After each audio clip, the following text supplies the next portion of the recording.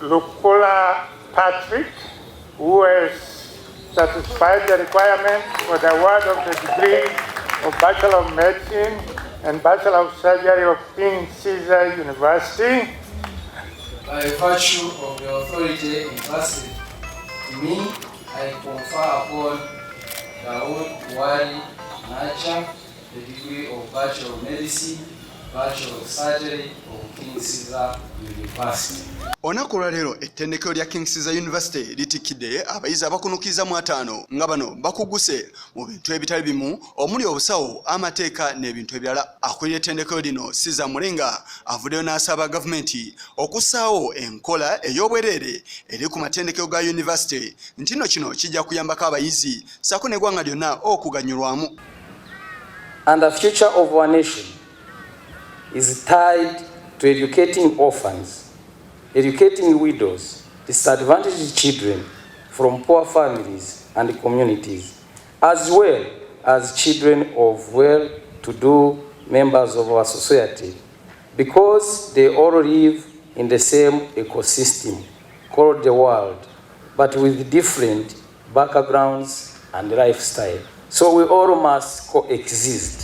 Onera ategezza nga gavumenti weesande okwongera amaanyi era n'asiima amaanyi agatali gamu agaweereddwayo abantu ab'enjawulo okusobozesa yunivasite eno okubeerawo.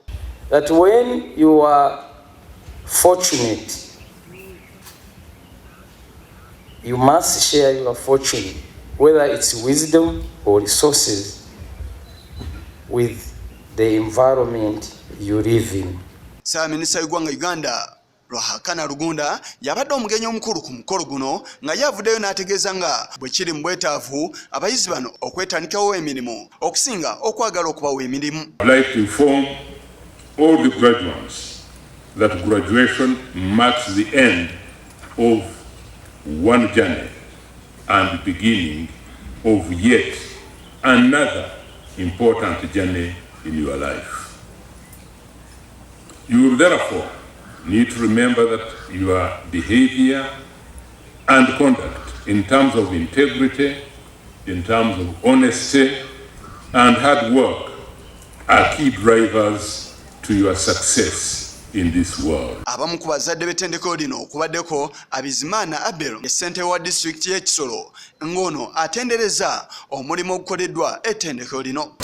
Abaana baffe abava mu maka aga wansi nnyo agatasobola kwesobola mu by'essente omwami King Caesar Mulenga yabakwatirako abamu n'abawa scholarships ne bakola ki olwaleero ne bagraduating. Walabye abazadde engeri gye babadde basanyuseemu kikulaga nti abantu obwavu bwe butera kutulemesa okubeera bulungi singa abantu bafuna enfuna abaana ne basoma bulungi. Abayizi abatikkiddwa ku mutendero gw'obusawo bakubye ebirayiro ebiraga nga bwe bali abeetefutefu okukuuma obulamu ne bibakwatako ssaako n'ensonga endala. I will attend to my own health. Well-being and abilities in order to provide care of the highest standards. I will not use my medical knowledge to violate human rights. Omukolo guno gubadde ku ttendekero lino erya King Caesar University erisangibwa Ebbunga. Yisa Kigongo kulwa Channel 44 Oleggulo.